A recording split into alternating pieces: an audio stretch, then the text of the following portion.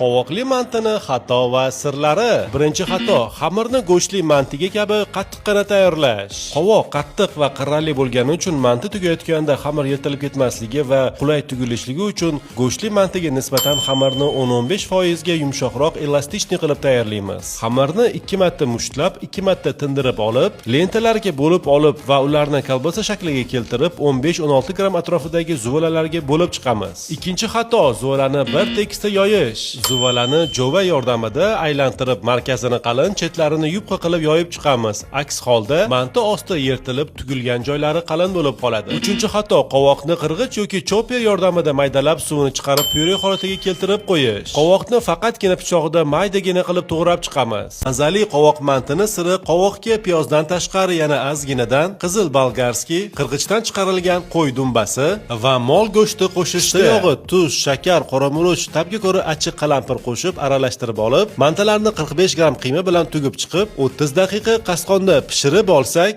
suvlikkina betakror mazali qovoq mantilar tayyor bo'ladi.